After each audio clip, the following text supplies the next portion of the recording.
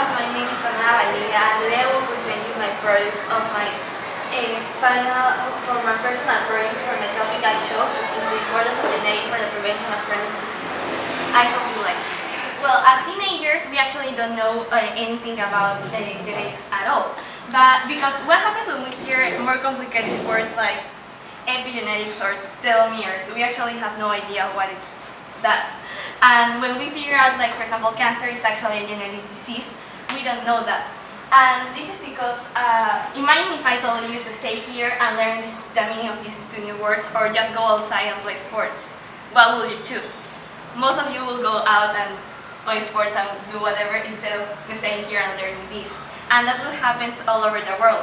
There are only 1,500 geneticists on the United States, against like 23,000 cardiologists. Here in Peru, there is only one genetist. So you can see a huge difference. And as teenagers, we are the future of the world. And if we don't take as much importance of this topic, then someday genetics won't exist at all, or we won't take advantage of this field of science as much as it should. So our code of life. Our code of life is known as DNA. And DNA is a simple alphabet of 4 letters. And we take a picture of our DNA for the first time in 1950, and 40 years later we were able to read for the first time. So as I was saying, our code of life is an alphabet of 4 letters, A, T, C, and G. So here you can see an example. And this example is for someone's color of eyes. In this case, the eyes are brown. If you have this, you have brown eyes. So this is a simple example, but there are more complex ones, like this one. We can say that this person is a Latin person. Why? Because imagine instead of that, we have this sequence.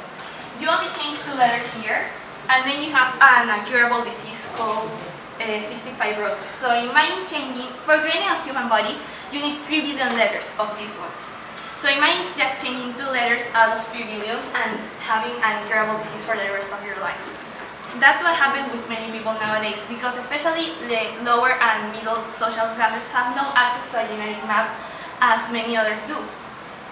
When you have a genetic map, then you can know a disease before it already happens, so you can prevent and change your lifestyle habits before it already happens, and then you can develop the disease not as hard or as soon as it should be. So what can we measure with, what can we predict with genetics? We can predict a lot of things like height, eye color, skin color. We can even predict age. It's a hard one to predict, but we can do it by seeing your code of life and the length of it. So nowadays scientists are trying to predict a human face with about 60% of precision, and when they are predicting a human face, they expect to predict, for example, your baby's human face before he or she is even born. So you can know the color of his eyes, the size of his nose, and whatever you want. And someday they expect to create a whole human body, and you can know what type of person can have certain diseases or not. So as I was already telling you, most people have no access to their own genome. But in the United States, there is a project called Project 23andMe that actually it's a very interesting one, but a very controversial one too, because it has a positive and a negative side. On the positive side, we can see that by having your own genome, it's really easy to have your own genome in the United States. You just need a sample of your hair, saliva, or blood, and you send it by mail, and then you have a few months later all your whole genome. So when you know that, they say you have 80% of having certain disease, or you don't have any percentage of having a disease. However, on the other hand, there is a bad thing about it, because the FDA does not approve this project. The FDA is the one that approves any medical treatment, and it thinks it's unethical, because when you can get a result that is actually not true. Why is it not true? Because sometimes it's actually like not fully true, because they only analyze one, one or two mutations of all the other mutations you can have. This means like, for example, if you're having, I don't know, breast cancer and you got a positive result of having breast cancer, it actually is not completely true because there are other 23 mutations and this very only analyzes one or two. And this can cause psychological effects on the person who gets the results. They can also get a negative result of having a certain disease and then developing the disease 10 years later, and they are like, what happened? I thought I didn't have the disease, but actually they misinterpret the data. So there are no many genetics in the world, we can just not see or be counsel about your genetic map with this project. It actually depends on what side are you, but these kind of projects help people over the world to be encouraged to have new ideas and new plans. And imagine if we have a project like that, but well organized and with the FDA approval. Maybe someday we can all have our own genomes and the predictions of every disease we may have someday on our hands. That can be something that can change lives forever. So has anyone heard about the CRISPR method? No. No? No one? No. Yeah, this method is like the latest thing on genetics because it helps us or allows us to edit our own genes. So this method makes people, especially scientists, ask themselves new questions like, should we actually edit a baby before she or he is born? It's actually happening right now with the addition of embryos, but you need to like have a lot of requirements to do that. But maybe someday we can all do that. There are other questions like, should we eliminate a certain, I don't know, species from Earth just because it's dangerous for us? Or maybe we can bring back some species like, I don't know, the dodo or the woolly mammoth, and with this method it is possible. So I will show you how it works. It's a simple addition.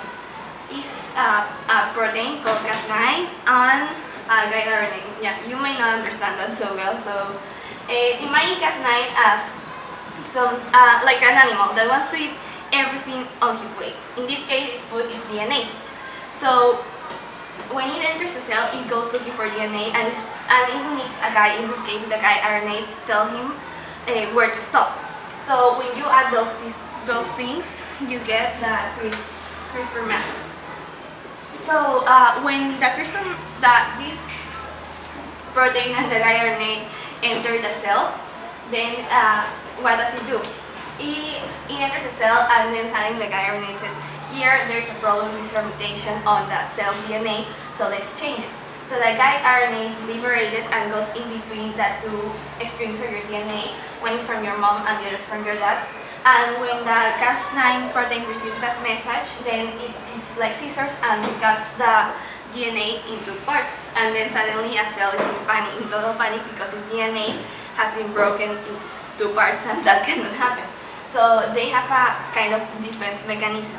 So what they do, they grab another string of DNA to replace this little part that has been cut down into pieces. So they only put this string on top of the other and then the part is replaced. There is where we can fool a cell. What we do is make a cell think it's its own DNA and that it has not changed, but it actually did. What you need to do is just make the same ends so the cell thinks, oh, it's my DNA.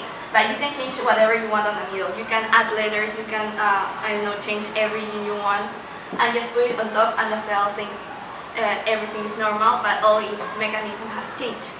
The CRISPR method someday will help us to cure diseases and maybe banish them from all over the world. So, genetics is a topic that may be boring for us as teenagers, but someday it will change lives.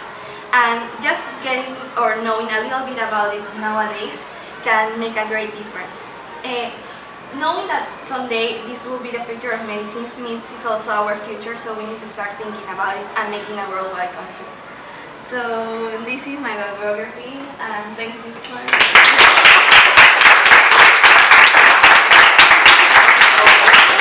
I didn't understand much, but it was related to the ATT, CTT. Yeah. Okay, it changed. How does it change and turn that into a disease? It depends on the person. For example, most of us have the normal sequence, the one that we don't have any disease. But some people, just because they are born with it, because cystic fibrosis in this case is a genetic disease, something on our environment triggers that change, or well, the change is there, but it triggers it, and then it just like expresses on your body through the disease. That is that the gene mutation is there always, but if there's something of the environment or something of yourself triggers it, then it's expressed on your body, and then you develop the disease, and it's very hard. And is there a possibility that we can stop that change? For example, as I already said, the CRISPR method is the gene editing method. So nowadays they're actually doing it not experimentally, but actually it's a fact that they're doing it with cells, only a single cell. But there are advancements that may someday allow to edit a whole gene of a whole human body, not just of one cell. So that's are like the expectations. And it's a hypothesis that can be proved, but they are trying to do it because there are not as many advancements on genetics as we wish to. Thank you.